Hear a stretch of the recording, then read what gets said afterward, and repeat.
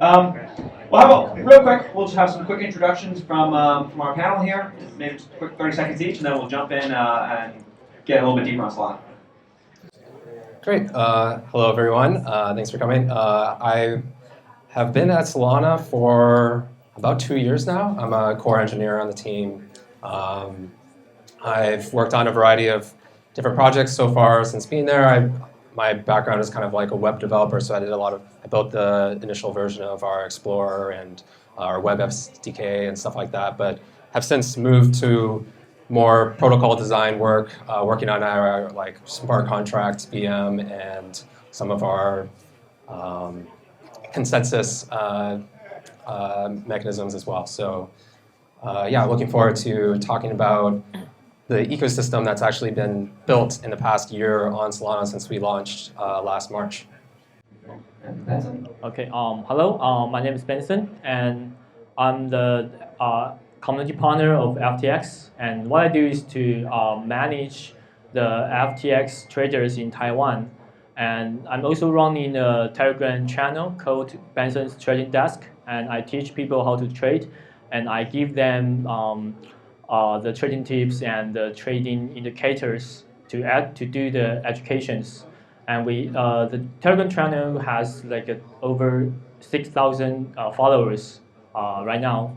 Yeah, so basically what I do is just managing the trader group in Taiwan. But I'm also a big fan of Solana ecosystem. So happy to chat the topics with Solana with you guys. Yeah.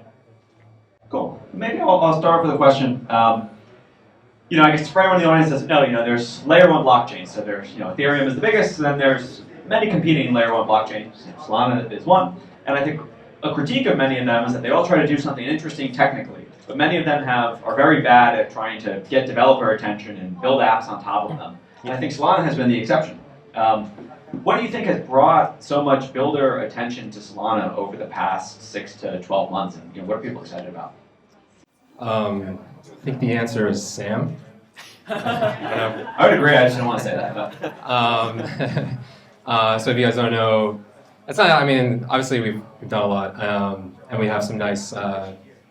We specialize in focusing on performant smart contract execution. So that's a big reason why people are moving to Solana. But yeah, you can't talk about Solana without mentioning Sam. I think Sam is the CEO of FTX. He was shopping around like last summer trying to find a layer one to build a decentralized central limit order book, and which would eventually become Serum. And he ultimately decided to build on Solana. And so I just want to touch on like maybe why he went with Solana to build Serum. So first of all, I respect him a lot, and he ended up respecting our team a lot. And what it came down to is like when we are building Solana, we're really focusing on ensuring that we optimize for both like decentralized properties, but also have like a really strong emphasis on performance.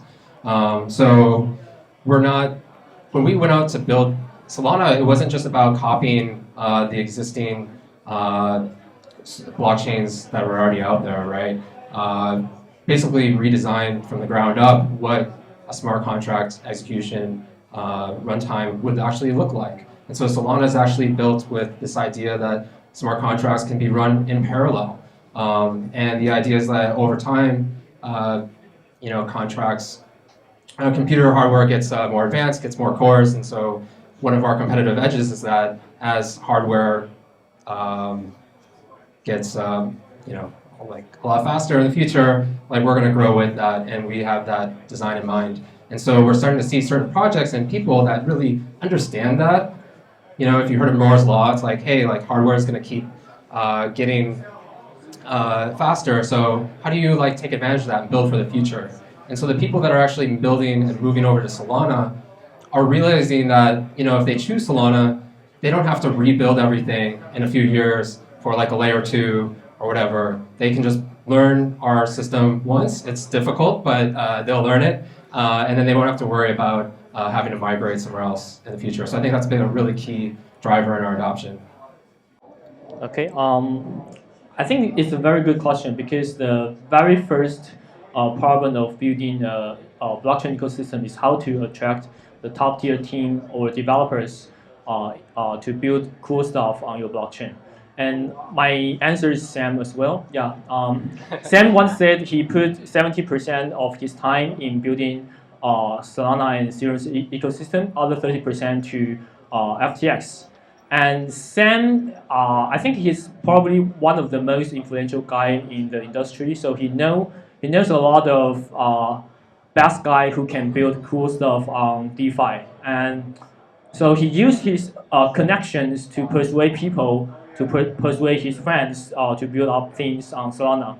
And take Radium as an example. The team behind Radium is a top tier market maker, and they also have very huge trading volume on FTX. And Sam knows them very well. Sam knows them. They have the ability to build up a very complex automated market making system on decentralized order book. So that's why we can see so many projects, so many great projects on Solana right now. And the other reason I think is resource. We all know that CZ has spent very big money in promoting Binance Smart Chain, and so does Sam. Yeah, so we have like something like a bounty program to support exchange who are willing to support SPL token.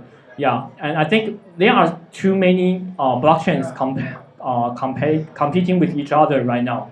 So it's very important to have incentive for those ecosystem builders like a wallet, like exchange, or top tier developers. And the incentive is really important. So my 2 cents, Sam's connection and resources. I just want to add one more thing. I think we've seen that Solana's like had pretty good adoption in the past year or so with more exciting projects being built.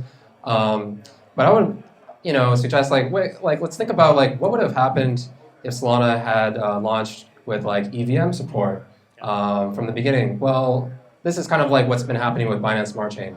You get this huge like influx of projects, right, that can just copy paste from Ethereum. But are those like the real like quality projects that you want?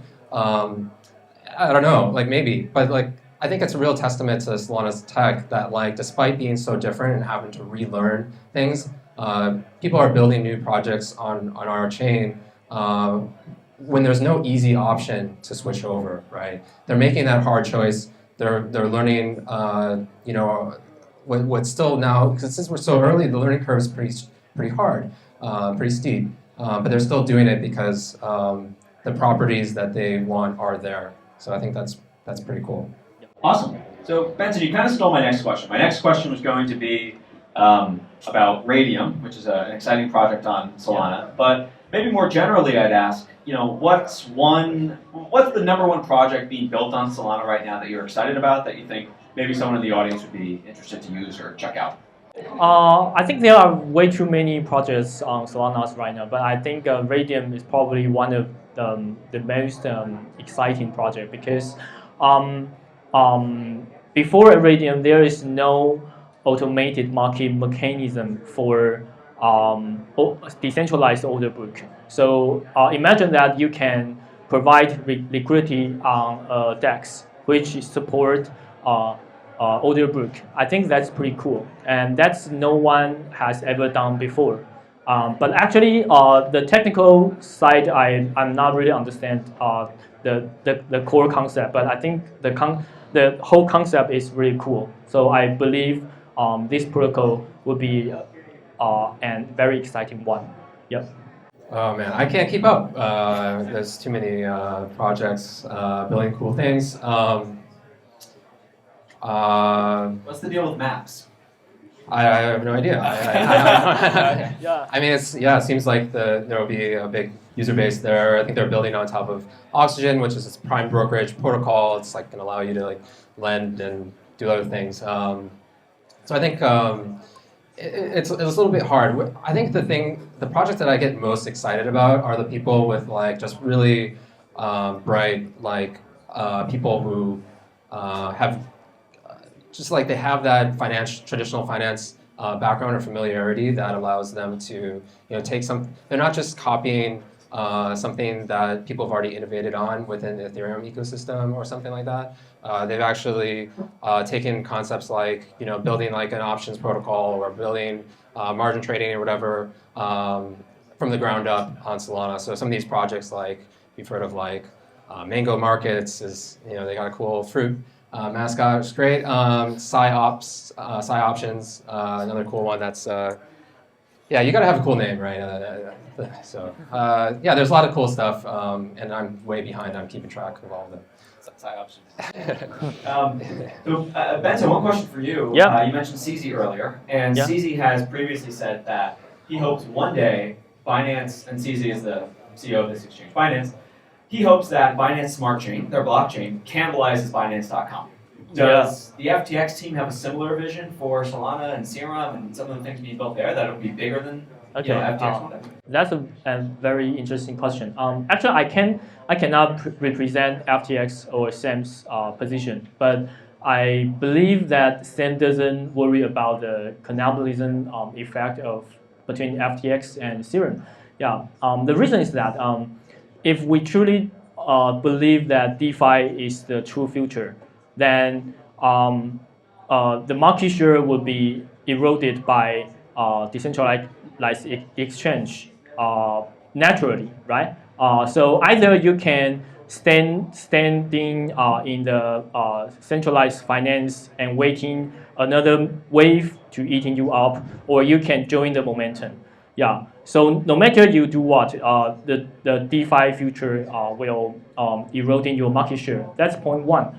And the point two is that even if Serum become a really great protocol, phenomenon protocol, FTX could be beneficial from it, because if people from fiat world they want to doing things on Serum or Solana, they have to deposit their fiat to buy SOL or SRM token, right? And sometimes if you want to do like cross-chain function, you will have to wrap your token into the SPL form. So actually, FTS would be the centralized portal to use protocols in Solana. So it's just like the relationship between Binance and BSC.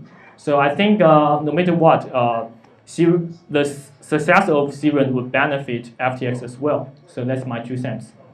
Yeah, and I mean, it's really interesting. We're not gonna flip over from the traditional finance world that's like very centralized and got all these middlemen and everything to this totally decentralized system overnight. And I think, yeah, I mean, I respect Sam a lot as well, and it just seems like he's got this vision of like trying to get ahead of the curve, but knowing that there's a journey ahead of us to get there.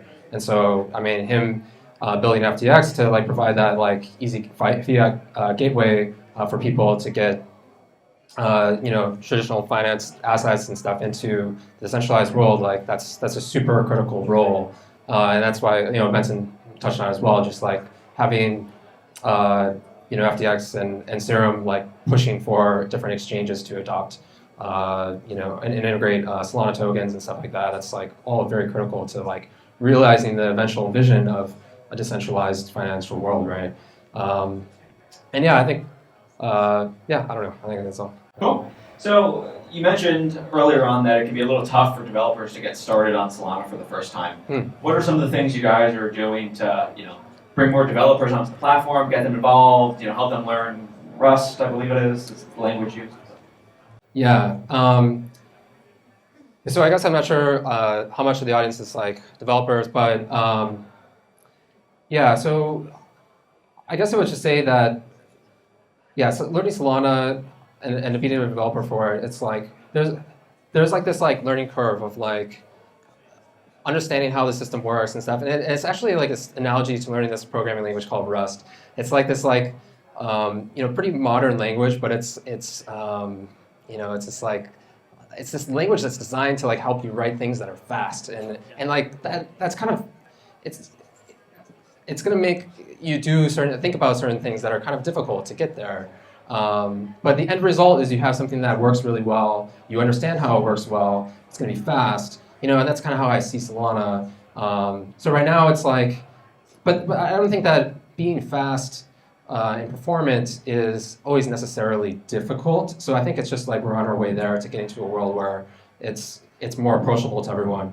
One thing that's like really cool is that, I mean, in an ideal world, like us at Solana, we can focus on like building the validator software and making that as good as we can make it. But like the developer ecosystem around Solana, if you think about it in terms of the Ethereum ecosystem, you have the core team that's building the node software or like designing the protocol changes and stuff like that. But you have like actual companies that are built up around it to make it easy to like develop and test a smart contract, or do basically just like all the things that kind of like might be hard, like Solidity. Maybe you don't like that language, so someone created this other language for writing smart contracts on Ethereum called Viper. It's like, well, these projects are not, you can't run everything from the Ethereum Foundation, right? You need the community and the ecosystem.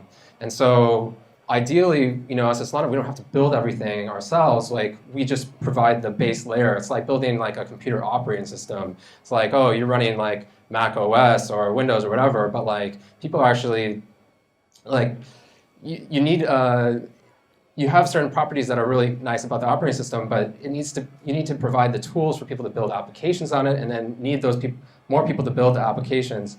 And so what we're seeing now is the ecosystem is starting to mature around Solana. So we have like, especially within the Serum ecosystem, we have this cool new framework called Anchor, which is like very like kind of Solidity-esque, that makes it easy to write smart contracts on Solana. You don't have to manually manage bytes anymore like you did before. So it's just over time, like whatever there's like this difficulty or friction, it's an opportunity for other people to join in to the ecosystem and build more stuff, right? And so I just think that that's going to be the thing that brings Solana to the next level and like makes it like it doesn't always have to be hard, right? Just on that note, do you guys have hackathons or grant programs people can look into? Yes.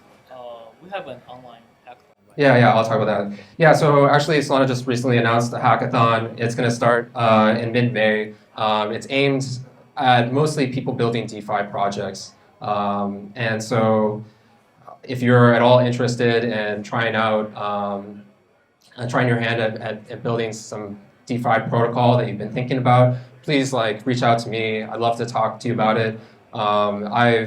In my time at Solana, I've reviewed a lot of the new DeFi protocols that are launched, including Serum and Radium and Megamart, all these different things. Like, thought a lot about how they work and how to design good applications. So I'd love to be a resource for any of you that are thinking about building something. Because ultimately, like a lot of these successful projects have actually come out of the hackathons as well. So I think it's just like an amazing opportunity. If I wasn't so busy, I would definitely be like building stuff, but yeah, unfortunately, don't have the time. Yeah, speaking about the developer community in Taiwan, actually we are looking for developers who are have interest in Solana as well. Yeah, because Justin will stay in Taiwan for a long time. So actually we are having a trainer program. Yeah, if you want to be the very first batch of developers developing in Solana, feel free to reach out to me and Justin. Yeah. My face was just that. I don't know how long I'm going to be here, but I love it here, so hope it's a long time, but we'll see. Got it. Do we have any questions from the audience? Yeah, please. I'm curious to hear a little bit more about like the cross-compatibility story between Solana and other ecosystems. So, for example, I know about like Wormhole and like what's the state of that, and then also I know like maybe there's like an EVM compatibility project being worked on, and you mentioned Anchor. I'm just kind of curious like what this looks like, because right now I think to move assets to Solana, the best way is to go through FTX, and that's fine, and we trust Sam. But like ideally, we have a decentralized way to do this in the future. So I'm just kind of curious what the state of that is now. For sure, I can definitely provide more clarity on that. So as Sean mentioned, there's this project called Wormhole. Wormhole is this bridge between the Solana blockchain, Ethereum blockchain. So if you want to send some tokens from one to the other, you would use something like that. But before that existed, you could use a centralized provider where you would send your Ethereum tokens to FTX, and then they would then send you the equivalent tokens on Solana. It's like, well, you have to trust a centralized party for that, so that's not super ideal. So that's why Wormhole exists. But right now, it's just kind of like this low-level protocol that needs to be built out more. And so I think that's like kind of an opportunity behind, like, for anyone that's really interested in like trying to make that story a lot like easier to use. And then I'll just expand also on the Ethereum compatibility, Ethereum compatibility part. So the way right now you can't run Ethereum smart contracts on Solana, and that's like, everyone's just like, oh, why? Like, I would love to do that. Well, first of all, there's a lot of fundamental differences between the two platforms that make it really difficult. But we are working on that. We have teams that are working on a couple different approaches to that. The thing is, it's probably a few months out, so you wouldn't be able to count on that quite right now. But in the future, yeah, that's like the idea, is that would be possible. And one last thing, for Anchor, it's not actually related to Solidity, but it's like a Solidity type nice experience, so that if you don't want to wait for Solidity compatibility, you can just jump into that today. Audience questions? I think I might have seen another hand trying to go up. No? Okay, I guess the question I have is, if you could wave a magic wand and improve one thing about the Solana ecosystem, what do you think you'd want it to be? You mean for now? Yeah, right now, yeah. Right now, I think the API document. Yeah. Because we have already have some developing workshop before, like in February, and a lot of people are talking about the API document is not so completed. Yeah, so I'm looking for the volunteers to complete the API document right now. Yeah. Yeah, I think there are many things that I think could be better. One thing that I would love to have a better culture around with Solana is like, just like more emphasis on, like, there's a lot of emphasis right now on like new cool financial protocols and stuff like that that are fast, but there's not enough emphasis on the trust aspect of that. I would love to see more projects, publishing their source code and verifying it and like giving up the admin keys to like a governance contract and stuff. Those things are kind of hard to do right now, but like it's just like the state of the world on Ethereum, and everyone's used to it. It's like, it's really weird to me that it's not the case, or people aren't like working more towards that on Solana. So it's an opportunity. All right, and one closing question. I'm hearing rumors of a Solana summer. So what can we expect over the next 3 to 6 months for Solana? Soul season, yeah. I don't know. I think it's just like the hackathon will be some nice momentum, and I don't know. I just really hope that I really don't even. I don't know anything that's going to happen, but I just think it's just like it's our time to like kind of step up and improve our API documentation. We're really going to do it. Yeah. Cool.